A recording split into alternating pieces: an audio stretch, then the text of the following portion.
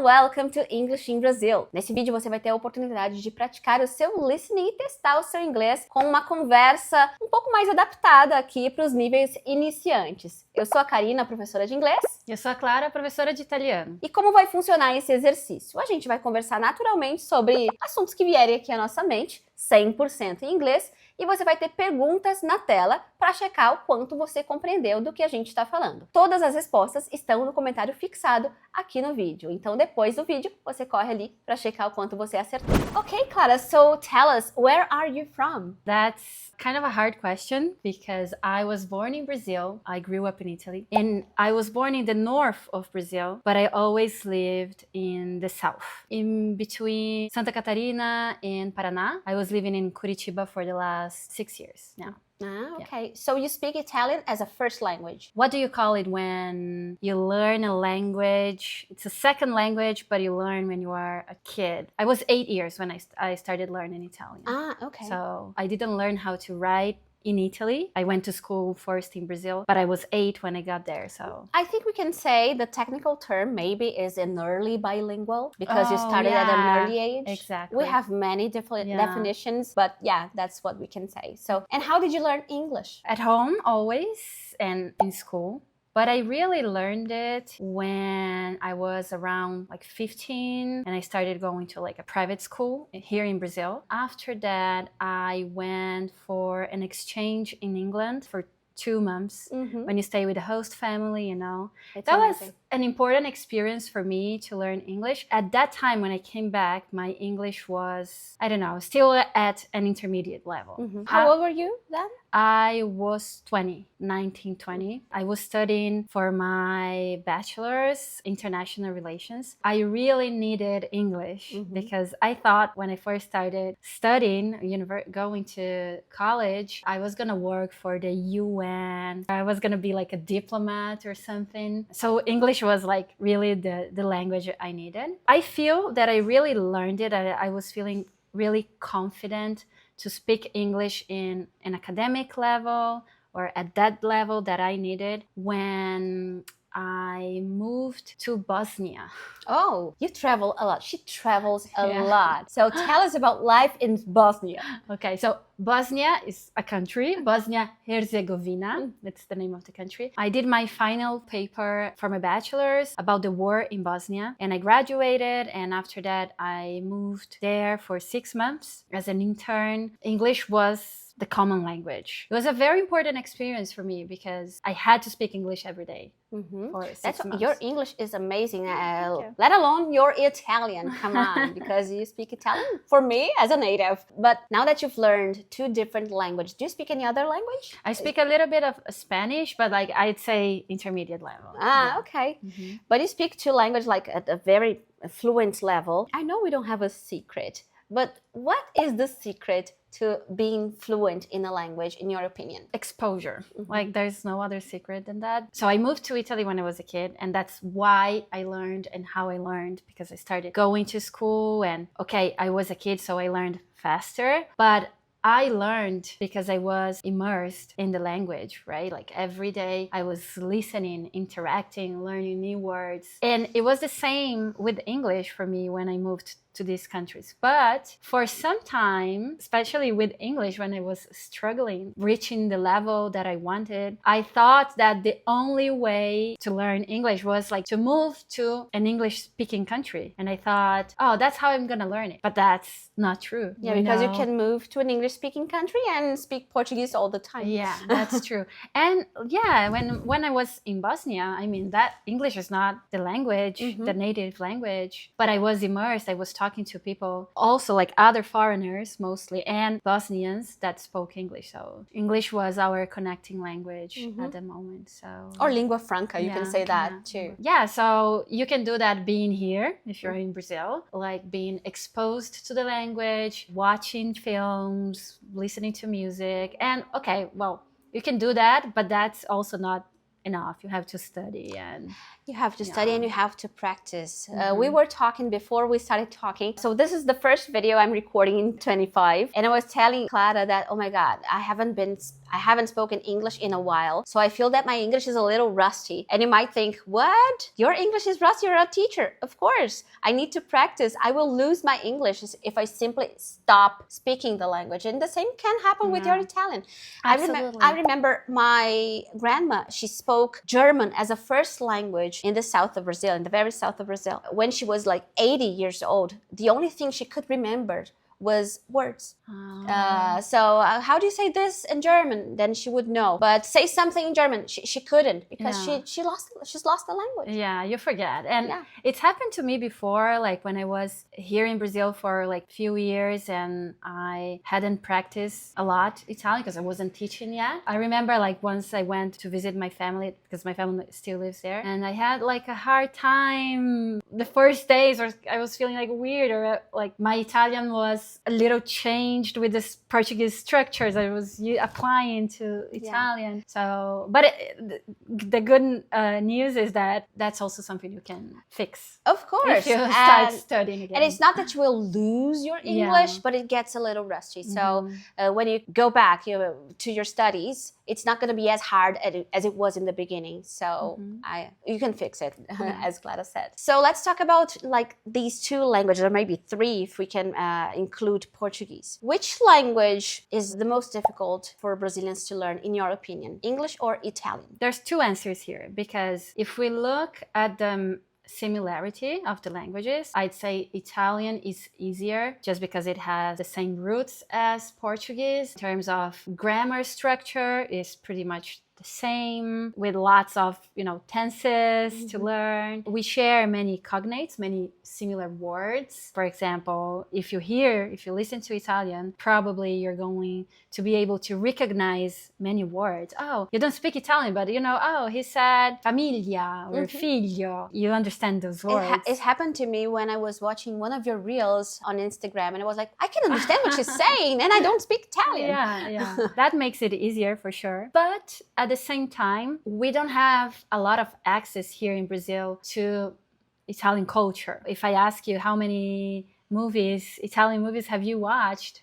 I'm not sure if I have watched any. Well, maybe you've watched La Vita Bella. Oh, yeah. Okay, maybe that's the only one. Yeah, there's a few, but not many. For English instead, we are so used to watch films in English, listen to music in English. That helps. So it depends. I agree. Yeah. Nossa, que inglês bonito, hein?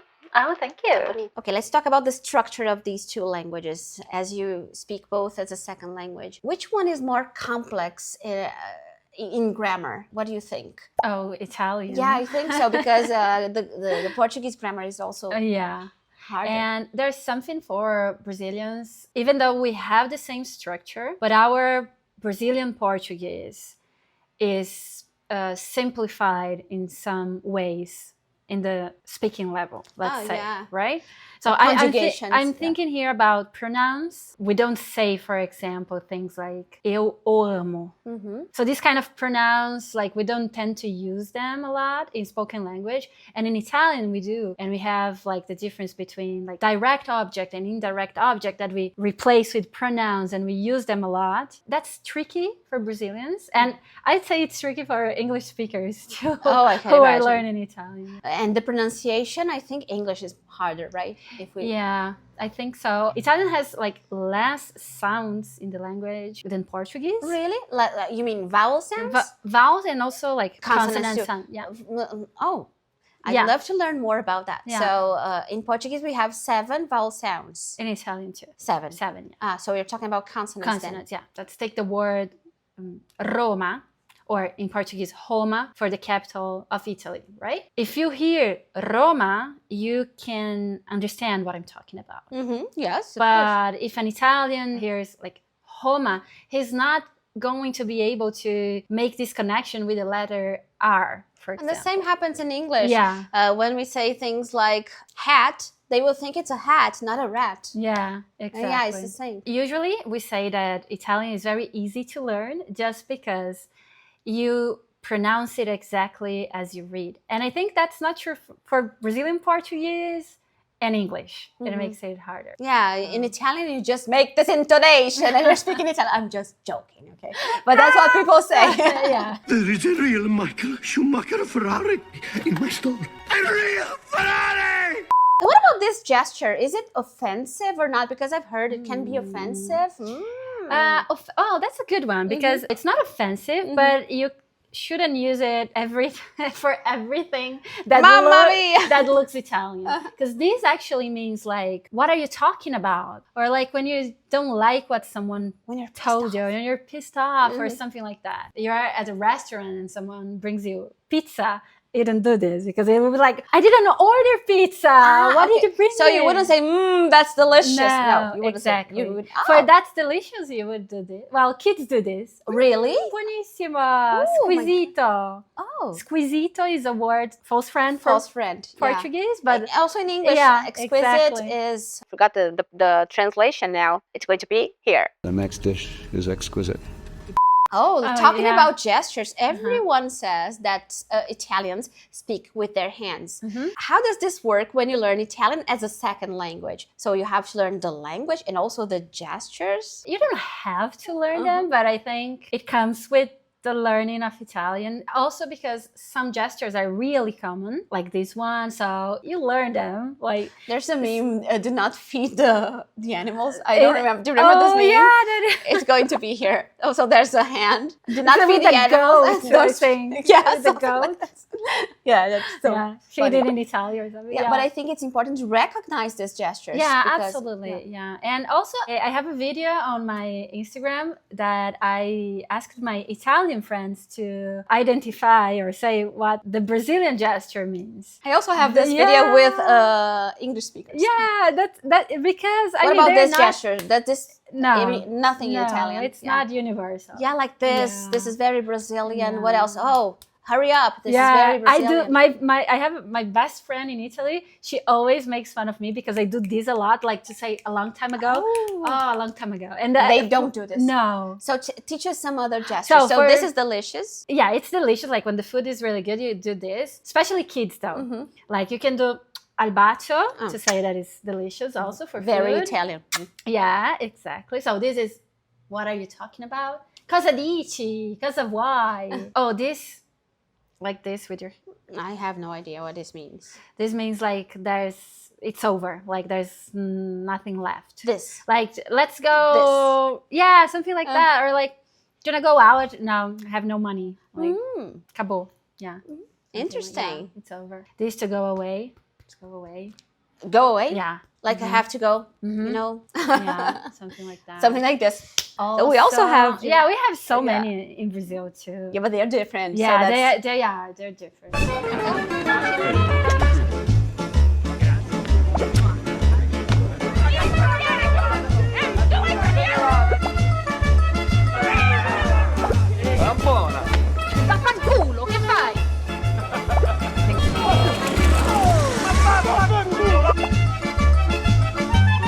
And talking about how Italians perceive the foreign accents they hear. So how do they hear your accent? Do you sound like a native speaker to them or someone from a different part of the country? How do they treat you when they notice you're not Italian? They don't notice at first. I don't say hello, I don't say ciao, and they know it. You know, I haven't lived in Italy in quite some time. I do feel my Italian, which is completely normal, is influenced by my Portuguese and sometimes by my English as well. In Portuguese, we say, for example, I got a job.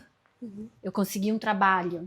You can say it in Italian the same, like literally translated, and say something like ho ottenuto lavoro. That's the literal translation of eu consegui trabalho. But that's not how people usually say it. They would say that they were hired instead. Like it's more common. If you got a new job, you don't say like I got a job. You say I was hired by someone. It's like passive. Someone hired me. Exactly. These kind of things. Like maybe when I'm there, I would say, hey, ho ottenuto un lavoro instead of saying mi hanno assunto, which it would be like the most common way to say it. So these kind of things do happen. As far as my accent though, I do have an accent that it's from the north of Italy because that's where I grew up. Like in total, I lived in Italy more than 10 years. Wow, I'm jealous. I'd love to visit Italy. Yeah, oh my God. It's really beautiful. I was so close. Like I was in Europe, but I've never been to Italy, and I really want to go. Which place would you recommend? Well, you have to visit this place. You know, the most famous cities, they are famous for something. For a like, reason. Yeah, for a reason. Like it's Rome, Florence, Venice. They're really beautiful. So I would say try to go to one of those at least, but try to add something that it's not one of the most touristic places because Italy is really touristy. So everything's... Whenever you go, it's going to be busy.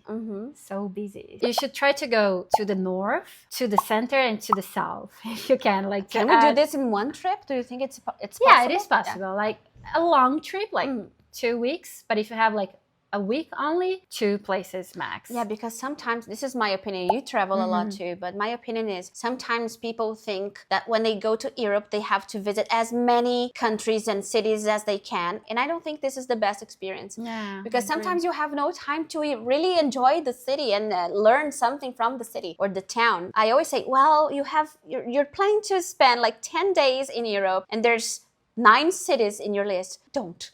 Yeah. Try maybe 7. Less 6. is more. Less is more. Yeah. Yeah. This is my opinion.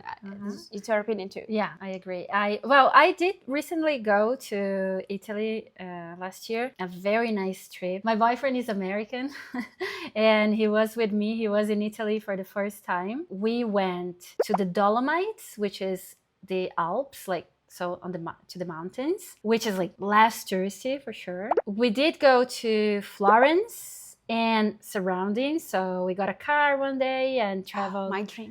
That's one of the most beautiful landscapes in Italy for sure. Tuscany. I see some videos on Instagram sometimes. So this is you having wine in Tuscany with, I want to be there. I need to go there. I really want to go there. It's really beautiful. Then Rome is amazing. I was there for 3 days only, but I regretted it a little bit. I think Rome deserves like 4. Because there's a lot of museums and stuff for you to do. Yeah. We didn't go this time because we were also like seeing my family. And my hometown is Mantova. It's called Mantova. Mantova. It's in the north, near Milan, like 2 hours from Milan. If you can, I would add something like Naples or Sicily. Sicily is an island, but in Naples the south. is funny because like the rest of the country would call it Napolis or Napoli. Yeah. And then English comes and Naples. Yeah, that's true. It's funny. Have you been to the very south of Brazil, Rio Grande do Sul? Or yes, to Porto Alegre. Just Porto Alegre? Yeah, just because they say that we have the Brazilian Italy, and I would love to know if this is true. So we have some beautiful landscapes in Bento Gonçalves, for example, and we have the winery towns and stuff. And I was wondering if it really looks like Italy. Yeah. It's very beautiful. I was there 6 months ago. I went to Pinto Bandeira. If you are Brazilian and you want to visit Italy and you have no money to go to Italy, maybe you can afford going to Pinto Bandeira or Bento Gonçalves. Beautiful. But they do have a strong Italian influence, yes, right? Yes, some people do speak Italian. My husband's family speaks Italian. I mean, his grandfather came from Italy, and then they kept this tradition, this language tradition in the family. So sometimes we're having lunch and they say like, and I was like, okay, it's Italian. Ah, that's so cool. They do speak Italian, but it's a dialect. So I'm not sure if Italians can really understand what they're saying. I have no idea because I don't speak Italian. Mostly Italians, because most of the migration to the south of Brazil was from one region in Italy, Veneto. Yeah. What they speak is like a version of the Veneto language. But it's so for us, like as a linguist, it's something that is rich, so fascinating because it's a language that, let's say, came from Italy, came from Veneto, but then here became something else, like a third language, so a second language. So this conversation is really fascinating. How you're doing in the test, don't forget to check the answers. And now I have one last question for you. Actually, it's a request, not a question. I would love to learn some sentences in Italian. Can you teach us? Yes, of course. So you say the sentence, the meaning, and then I repeat after you, and you repeat with me. Okay. Well, since you're thinking about going to Italy someday, I'm going to teach you some useful phrases. So I'm going to teach you 2 ways to order food at a restaurant. I'm excited. Okay? This first sentence, it's very universal. So it's really good to know because you can use it at a restaurant, but maybe you can use it at a store or if you're buying something else, which is vorrei. So for example, vorrei una margherita per favore. Vorrei is a very formal way, very polite way to say I would like. Mm-hmm. So you have this double R, vorrei. Vorrei. Mm-hmm. Una margherita. Una margherita.